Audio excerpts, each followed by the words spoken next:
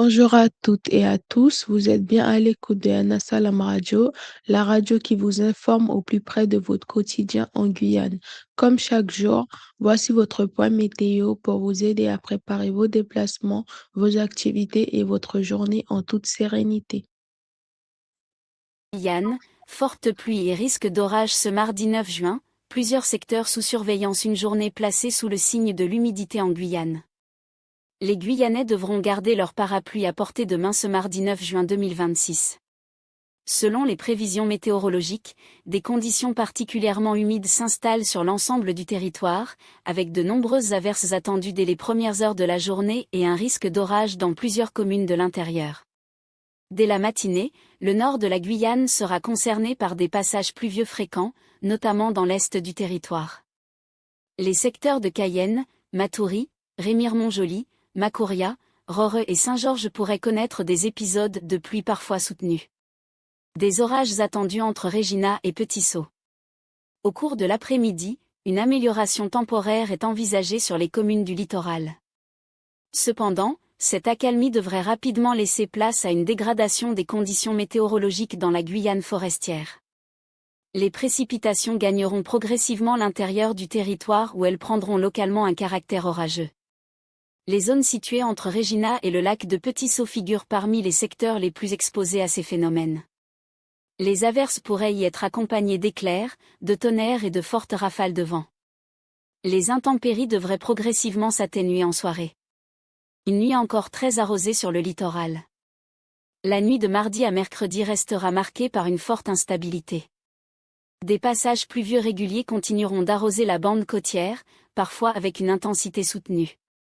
Cette situation pourrait entraîner des accumulations d'eau temporaires sur certains axes routiers et compliquer les déplacements nocturnes. Vent, des rafales de plus de 50 km/h possibles. Les alizés souffleront modérément sur les plaines côtières avec une vitesse moyenne d'environ 15 km/h. Toutefois, sous les cellules pluvieuses les plus actives, des rafales supérieures à 50 km/h pourront être observées localement. Les automobilistes, deux roues et plaisanciers sont invités à faire preuve de prudence. Mer agitée au large des côtes guyanaises. En mer, les conditions resteront relativement dégradées avec une houle courte de nord-est. Les prévisionnistes annoncent des creux atteignant jusqu'à 1,40 m. La mer sera peu agitée à agitée selon les secteurs, nécessitant une vigilance particulière pour les activités nautiques et les petites embarcations. Vigilance recommandée. Face à ces conditions météorologiques instables, les autorités recommandent à la population de suivre régulièrement l'évolution des prévisions, d'éviter les déplacements non essentiels lors des épisodes orageux les plus intenses et de rester attentif aux éventuelles alertes diffusées dans la journée. La saison humide continue ainsi de marquer son empreinte sur la Guyane avec des phénomènes parfois localement marqués qui rappellent l'importance de la prudence, notamment dans les zones forestières et les secteurs sensibles aux fortes précipitations.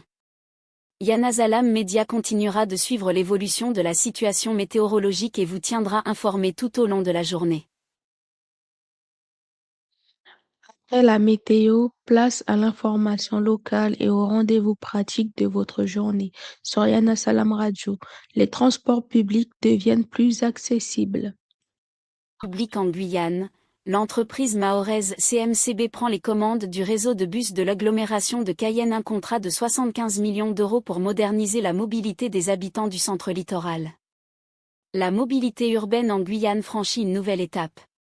L'entreprise CMCB, acteur historique du transport de voyageurs à Mayotte, a remporté la délégation de services publics portant sur l'exploitation du réseau de transport urbain de l'agglomération de Cayenne.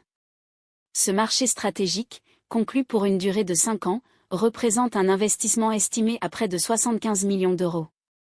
À travers ce contrat d'envergure, la Guyane poursuit la modernisation de son offre de transport collectif, avec l'objectif d'améliorer les déplacements quotidiens de milliers d'usagers entre Cayenne et les communes voisines. Des bus plus fréquents et un réseau renforcé. Le marché attribué à CMCB comprend l'exploitation de 6 lignes de bus classiques ainsi que de 2 lignes de transport en commun en site propre, TCSP. Ces dernières fonctionneront sur des voies dédiées afin de garantir une meilleure régularité et des temps de trajet réduits. Les nouvelles lignes seront desservies par des bus articulés de 18 mètres pouvant transporter jusqu'à 140 passagers. Aux heures de pointe, la fréquence pourra atteindre un passage toutes les 10 minutes, une amélioration significative pour les habitants confrontés quotidiennement aux difficultés de circulation dans l'agglomération. Une partie du réseau est déjà en service depuis février dernier, tandis que le déploiement complet du TCSP est attendu dans les prochains mois. Yanabus, un nouvel acteur du transport guyanais. Pour assurer l'exploitation du réseau, une société d'économie mixte baptisée Yanabus a été créée. Cette structure associe CMCB et la communauté d'agglomération du Centre Littoral, CACL, permettant une gestion partagée entre expertise privée et pilotage public. La direction générale est assurée par Carla Baltu, chargée de superviser le développement opérationnel du réseau et de garantir la qualité du service proposé aux voyageurs. Selon les responsables du projet, l'expérience acquise par CMCB depuis près de 30 ans à Mayotte a constitué un argument déterminant lors de l'attribution du marché. Plus de 230 emplois mobilisés. L'exploitation du réseau représente également un enjeu économique important. Près de 230 salariés et sous-traitants participent aujourd'hui au fonctionnement du service. Plusieurs compétences mahoraises interviennent également dans l'organisation et le suivi des opérations, illustrant une coopération ultramarine entre territoires français. Cette implantation en Guyane constitue une étape majeure dans le développement de l'entreprise, qui confirme ainsi sa capacité à exporter son savoir-faire au-delà de l'océan Indien. Des premiers retours encourageants. Quelques mois après le lancement d'une partie du réseau, les premiers retours des usagers sont jugés encourageants. La ponctualité des bus, le confort des véhicules et la qualité du service figurent parmi les points régulièrement mis en avant. Pour les habitants du centre littoral, la montée en puissance du réseau pourrait contribuer à réduire la dépendance à la voiture individuelle et à améliorer durablement les conditions de déplacement dans une agglomération en constante croissance démographique. Une coopération ultramarine porteuse d'avenir. Au-delà du simple contrat de transport, cette réussite illustre le dynamisme des entreprises ultramarines et leur capacité à répondre à des projets structurants sur l'ensemble du territoire national. Avec Yanabus et l'arrivée progressive du TCSP, la Guyane s'engage dans une nouvelle phase de modernisation de ses transports publics, un enjeu essentiel pour accompagner le développement économique et démographique du territoire. Mots-clés SO, Transport public Guyane, Réseau de bus Cayenne, Yanabus, CMCB Mayotte, TCSP Guyane, Mobilité urbaine Cayenne, CACL, Bus Guyane, Transport collectif Guyane, Actualité Guyane. Parlons sport avec la Coupe du monde qui se prépare. Guyane. 2026, un mondial historique sous le signe de la modernité et des records. La Coupe du monde 2026 entre dans l'histoire avant même son coup d'envoi. Prévue dans 3 pays d'Amérique du Nord, cette 23e édition du plus grand événement sportif de la planète s'annonce comme celle de tous les records.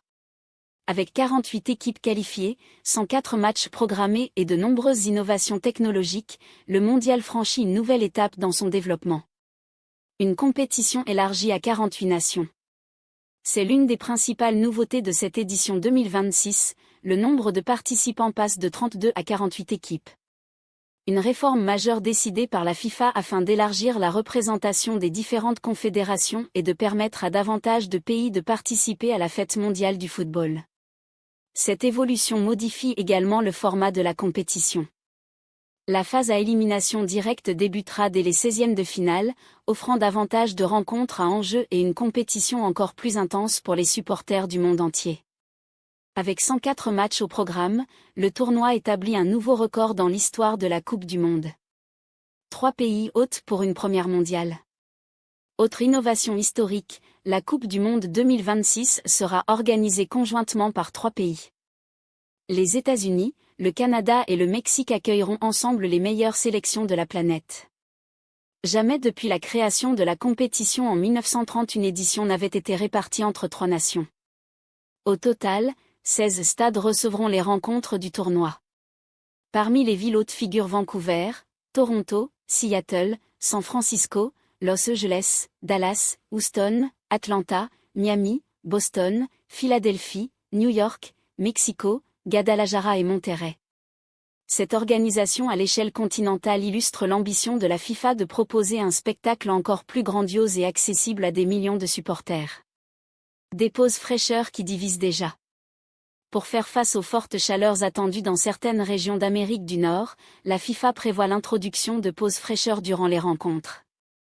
Ces interruptions, d'une durée de 3 minutes, auront lieu à mi-parcours de chaque période lorsque les conditions météorologiques l'exigeront. Si cette mesure vise à protéger la santé des joueurs, elle suscite déjà des critiques. Certains supporters dénoncent un allongement des matchs et craignent une multiplication des coupures publicitaires au détriment du rythme du jeu. Une VAR plus performante. La technologie sera une nouvelle fois au cœur de la compétition. Introduite lors du Mondial 2018 en Russie, l'assistance vidéo à l'arbitrage, VAR, revient avec des fonctionnalités renforcées. Les arbitres bénéficieront d'outils automatisés capables d'analyser plus rapidement certaines situations litigieuses, notamment lors des corners, des pénaltys ou des fautes susceptibles d'entraîner une sanction disciplinaire. L'objectif affiché est de réduire les erreurs d'arbitrage et d'améliorer l'équité sportive. Les affiches à suivre. Plusieurs rencontres de la phase de groupe seront diffusées sur les antennes ultramarines de France Télévisions grâce à un accord de diffusion. Parmi les affiches les plus attendues. 13 juin, Brésil-Maroc. 16 juin, France-Sénégal. 17 juin, Portugal-RD Congo. 20 juin, Allemagne-Côte d'Ivoire. 22 juin, France-Irak. Les supporters guyanais pourront ainsi suivre plusieurs des plus grandes nations du football mondial. Un événement suivi dans le monde entier. La Coupe du Monde demeure l'événement sportif le plus regardé de la planète. Des milliards de téléspectateurs sont attendus devant leur écran pour suivre cette édition qui promet son lot d'émotions, de surprises et d'exploits. Entre l'élargissement du nombre de participants, les innovations technologiques et une organisation inédite sur 3 pays, le Mondial 2026 pourrait bien marquer un tournant dans l'histoire du football moderne. Alors que le coup d'envoi approche, une certitude s'impose, le monde du football s'apprête à vivre un tournoi hors norme.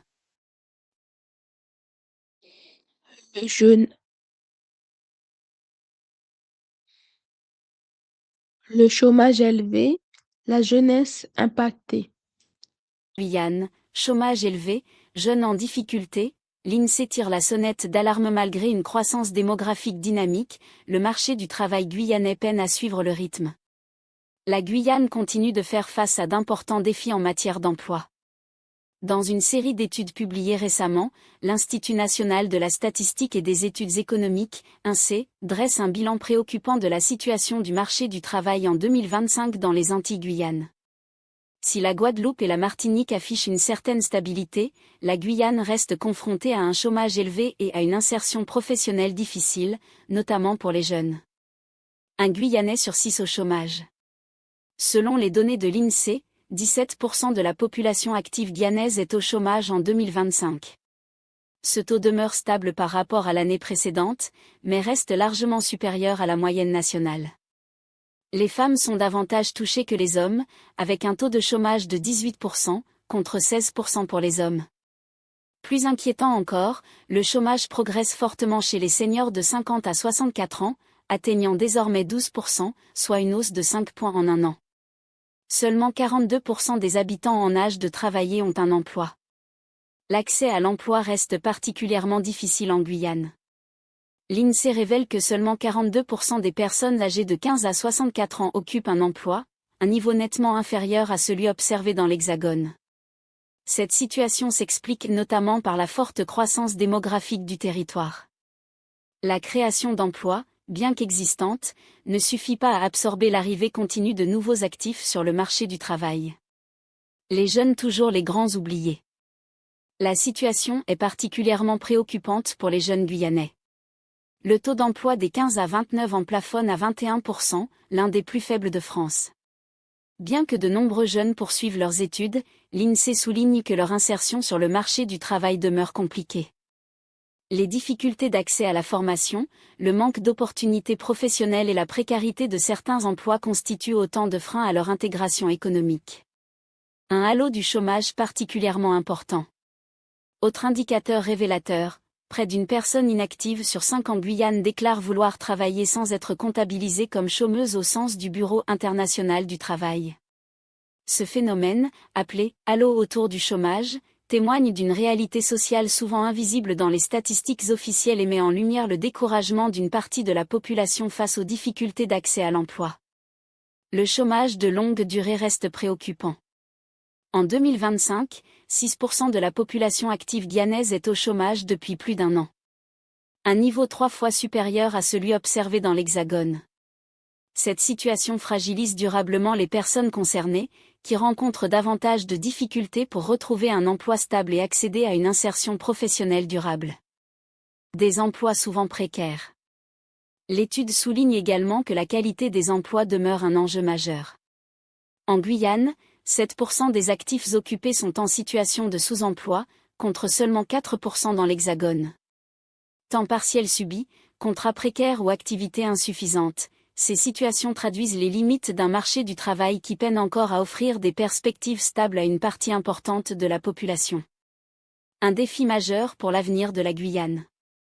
Dans un territoire où la population est la plus jeune de France et où la croissance démographique reste soutenue, la question de l'emploi constitue l'un des principaux défis des années à venir. Formation professionnelle, accompagnement des jeunes, développement économique local, soutien à l'entrepreneuriat et attractivité des entreprises apparaissent comme des leviers essentiels pour répondre aux besoins croissants du territoire. Car derrière les chiffres de l'INSEE se dessine une réalité bien connue des Guyanais, celle d'une jeunesse pleine de potentiel qui attend encore les opportunités lui permettant de construire son avenir sur son propre territoire. Pour détendre l'atmosphère, parlons musique, Joe Filet qui propulse le compas. Il propulse le compas haïtien sur la scène mondiale, un succès qui fait rayonner la culture caribéenne de Haïti à Paris. L'artiste franco-haïtien assume pleinement ses racines et contribue à la renaissance internationale du compas. Le compas, musique emblématique d'Haïti, connaît un nouvel âge d'or. Porté par une génération d'artistes qui modernisent ses sonorités sans en trahir l'essence, ce genre musical caribéen séduit désormais un public bien au-delà des frontières de la diaspora. Parmi ses ambassadeurs les plus en vue figure Joe Filet, chanteur franco-haïtien dont la carrière connaît une ascension spectaculaire. Avec son nouvel album At Love, paru en mai 2026, l'artiste de 31 ans met à l'honneur le compas à travers des chansons mêlant romance, émotion et rythme dansant. Un choix assumé qui contraste avec ses débuts, lorsqu'il craignait d'être enfermé dans l'image d'un simple chanteur de compas. Une identité musicale désormais revendiquée. Originaire de Montreuil, en région parisienne, Joe Filet a grandi au carrefour de plusieurs influences musicales. R&B, hip-hop, reggaeton et musiques afro-caribéennes nourrissent son univers artistique. Longtemps, il a volontairement limité la place du compas dans ses productions afin de démontrer l'étendue de son registre. Au fil des années, sa perception a évolué. Inspiré notamment par le parcours de l'artiste congolais Fally Ipupa, qui a contribué à moderniser la rumba africaine, Joe Filet a compris qu'il était possible de valoriser une musique traditionnelle tout en la rendant accessible à un public contemporain. Cette démarche se retrouve aujourd'hui dans ses collaborations internationales et dans l'identité musicale affirmée de ses derniers projets. Le phénomène « 4 campés ». Le véritable tournant de sa carrière intervient avec le titre 4 campés, devenu un phénomène viral dans toute la francophonie et au-delà. Avec plus de 160 millions de vues sur YouTube, le morceau s'est imposé comme l'un des plus grands succès issus de la scène afro-caribéenne récente. Ce succès lui a ouvert les portes de collaborations prestigieuses, notamment avec la star nigériane Burna Boy, confirmant ainsi la portée internationale de sa musique. Ironie du sort, l'artiste reconnaît aujourd'hui que cette chanson n'était pas celle sur laquelle il misait le plus haut moment de sa sortie. Une preuve que les plus grands succès échappent parfois aux prévisions des artistes eux-mêmes. Haïti, un attachement indéfectible malgré la crise. Derrière la réussite musicale, Joe Filet conserve un lien profond avec Haïti, pays de ses origines. Son dernier séjour sur place remonte à 2020, lors de son premier concert dans le pays. Depuis, l'aggravation de la crise sécuritaire, économique et politique qui touche Haïti l'empêche d'y retourner. Comme de nombreux membres de la diaspora, il observe avec inquiétude l'évolution de la situation et espère pouvoir retrouver un jour son pays dans des conditions plus sereines. Cette réalité nourrit également une part importante de son inspiration artistique et de son engagement culturel. Une reconnaissance historique pour le compas. En décembre prochain, Joe Douet-Filet franchira une nouvelle étape symbolique en se produisant à Paris la Défense Arena, la plus grande salle de spectacle couverte d'Europe. Pour de nombreux observateurs, cet événement représente également une victoire pour le compas haïtien, longtemps considéré comme une musique communautaire mais qui s'impose désormais parmi les grandes tendances musicales internationales. À travers son parcours, Joe Douet-Filet participe à faire découvrir la richesse du patrimoine culturel haïtien à de nouvelles générations d'auditeurs et contribue à renforcer la visibilité des cultures caribéennes sur la scène mondiale. Un écho particulier en Guyane. En Guyane, où résident d'importants